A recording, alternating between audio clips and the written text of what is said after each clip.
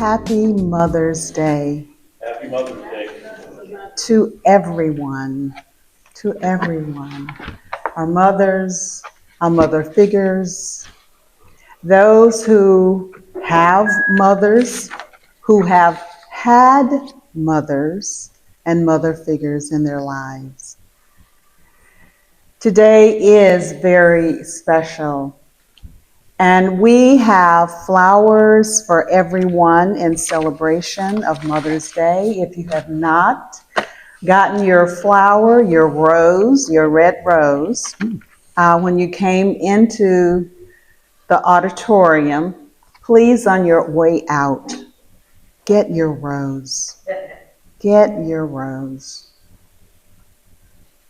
We also have pictures. Some of the congregants brought in pictures of their mothers, their parents, and some even with their mothers. So if you haven't had an opportunity to share in that joy, please, again, when you're in fellowship at the end of the service, please take a look at those beautiful, loving pictures on the back table.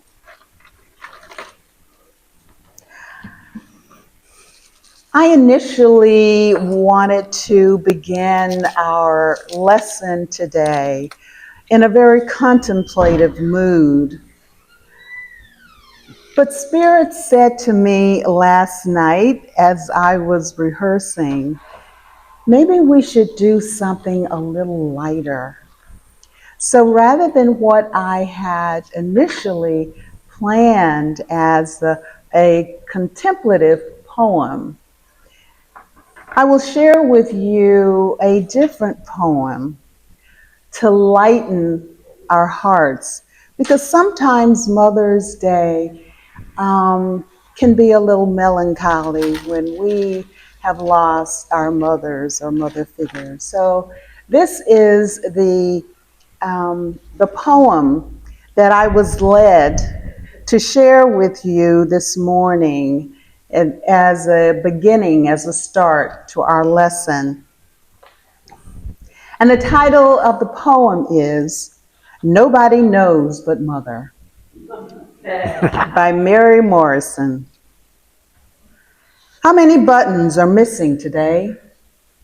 Nobody knows but Mother.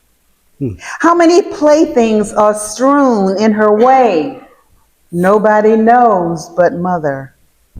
How many thimbles and spools has she missed? How many burns on each fat little fist? How many bumps to be cuddled and kissed? Nobody knows but Mother. How many hats has she hunted today? Nobody knows but Mother. Carelessly hiding themselves in the hay? Nobody knows but Mother. How many handkerchiefs willfully strayed? How many ribbons for each little braid? How for her care can a mother be paid? Nobody knows but Mother. How many muddy shoes all in a row? Nobody knows but Mother. How many stockings to darn, do you know? Nobody knows but Mother. How many little torn aprons to mend? How many hours of toil must she spend? What is the time when her day's work shall end? Nobody, but nobody knows but Mother. And so that begins our sharing this morning on mothers. And the title of our lesson today is A Mother's Value is Without Equal. Let's start with a few material facts about the Mother's Day holiday. The greeting cards industry sells roughly 113 to 141 million cards annually for Mother's Day. And that revenue from those sales range from $600 million to over $1 billion. And then the floral industry, and of course we added to the sales of the floral industry.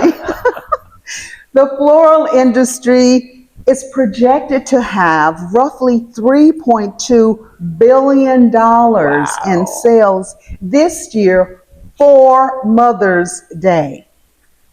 The total spending on Mother's Day, including gifts, reached $35.7 billion just 3 years ago in 2023. And even with the economy being challenging for most, especially the high cost of gasoline, housing, and food, it is projected that total spending for Mother's Day this year, today, will be a record $38 billion. That's a lot of cabbage. But dollars, alone cannot define the value of the messages and sentiments contained in a card or a simple cut glass keepsake given to a mother by her child, her son or daughter. And money does not and cannot equate a mother's value. So our scripture for today comes from Proverbs, the 3rd chapter, 13th through the 18th verses. Happy are those who find wisdom and those who get understanding, for her income is better than silver and her revenue better than gold.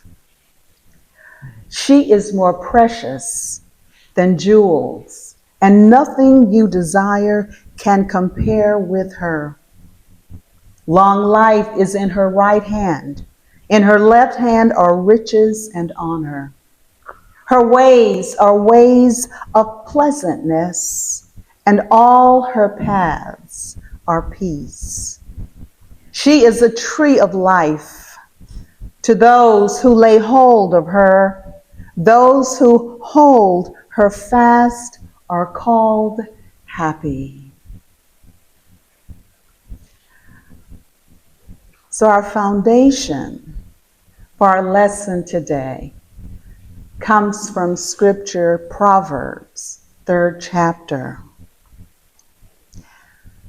I'd now like to share a story with you, a Mother's Day story. It's the story of Sarah Churchill and Yomi Young. Yomi was born in 1972 with a rare genetic disorder that causes her bones to break under the slightest pressure.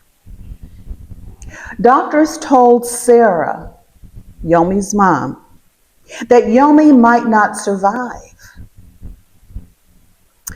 Sarah had a choice.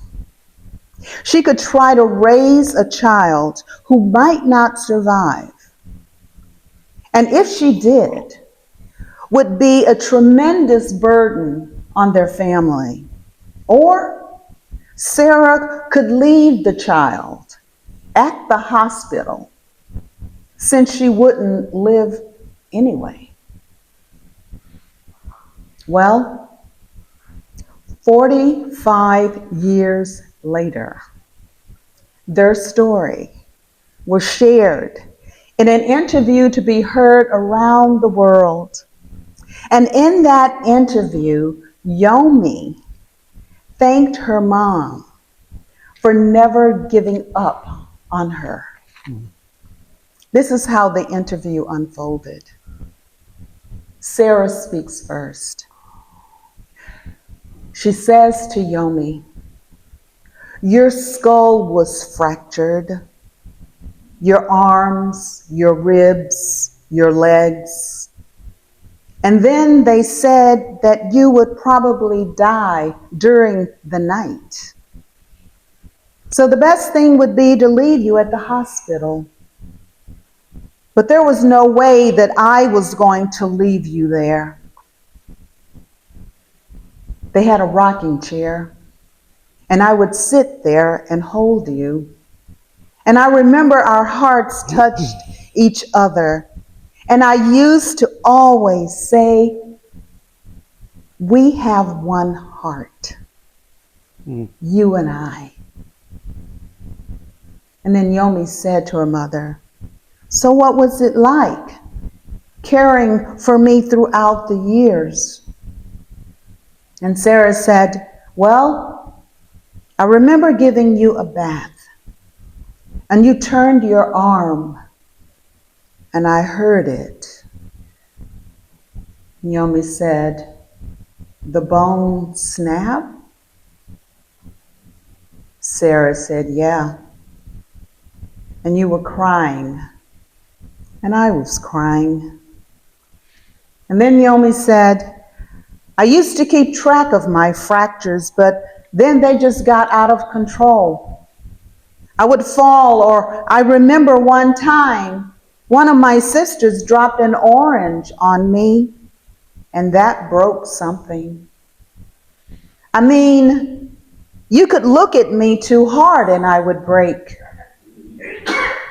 So I have my down periods, but I don't always have to articulate every single thing because you get it.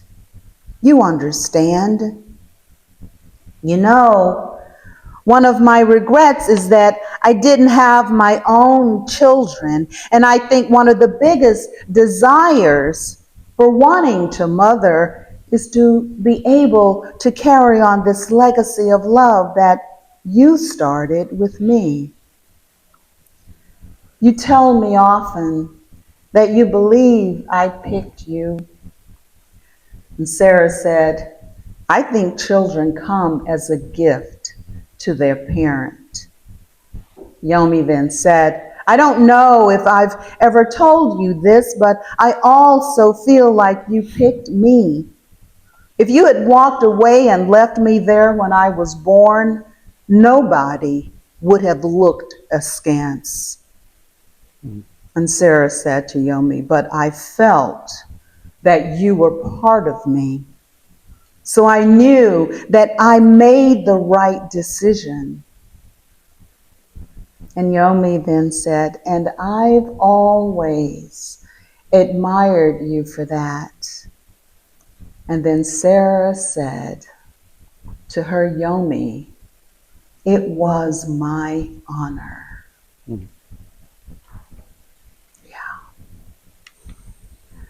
A mother's value is without equal. Mothers don't give up. Sarah could not leave her heart in the hospital to die. There was no way Sarah could abandon part of herself. No amount of personal suffering on Sarah's part was going to limit her ability to mother her daughter. Sarah said it was her honor to be Yomi's mother, regardless of how Yomi came into the world, regardless of the tremendous burden that Yomi must have been throughout her life. Today we honor all the Sarahs, all the mothers and mother figures who love their children unconditionally, through sickness and in health, through thick and thin, for better or for worse. So how do we define mother? I've just shared with you one example, just one. There is no one precise definition for mother or motherhood. So let's begin with how the Bible defines mother. In the Bible, it says a mother is defined as a woman who brings forth life, nurtures and teaches her offspring, serving as a pillar of the family and a reflection of God's love. Beyond biology, motherhood encompasses the role of nurturer, teacher, and wise leader. Motherhood is more than a job or responsibility. Mothering is a ministry. It takes work. I'm here to tell you. It means sacrifice. Dictionary.com says, as in its definition of motherhood, as encompassing the nurturing, care, and responsibility of raising a child, whether biologically or through adoption. It represents a profound shift in identity, often characterized by unconditional love, sacrifice, and the rewarding experience of guiding a child's growth. Some of the key aspects of being a mother are, first of all, a lifelong journey. It is a lifelong journey. When a child turns 18, mothering doesn't stop.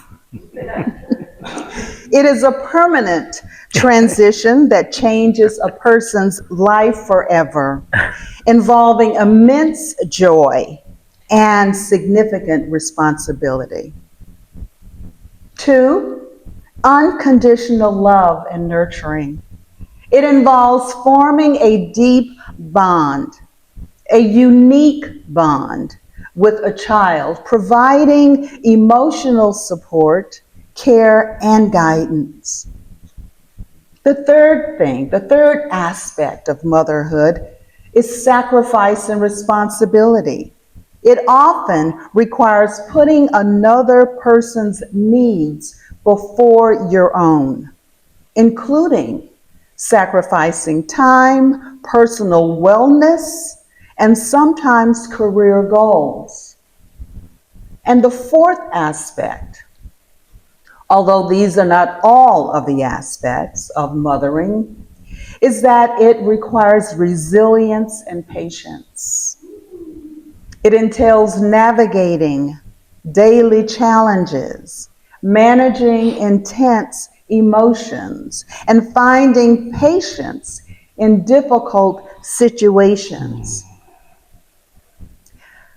So you may still be asking, what do I mean when I say a mother's value is without equal? Well, let's define value.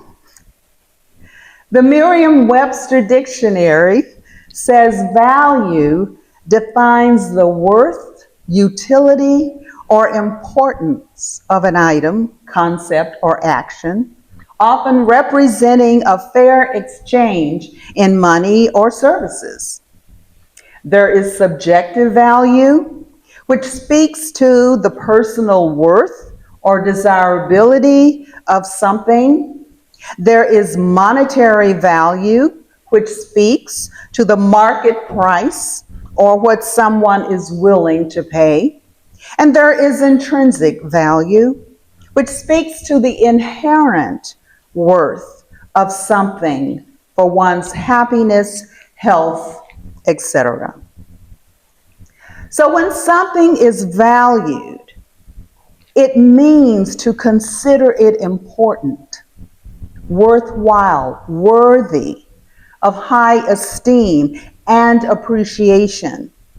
It involves recognizing the merit, the usefulness, or worth of an object, a person, or a principle. So when we take into account all of the examples of motherhood, examples of what mothers do, the tasks that they perform, and the amount of time devoted to all of the aspects of being a mother, what is a mother's value? Well, the answer is it's immeasurable. It's immeasurable. It encompasses deep emotional, spiritual, functional roles, and it holds families together, and it shapes future generations. There would not be a world as we know it without mothers. Our lesson this morning began with scripture from the book of Proverbs to describe a mother's value. And in summary, it said, her income is better than silver, and her revenue better than gold. She is more precious than jewels, and nothing you desire can compare with her. Her ways are ways of pleasantness, and all her paths are peace. She is a tree of life. And so, in closing, let us all affirm together, I value what mothers bring to our world. Their worth is without equal. And so it is. Happy Mother's Day, everyone.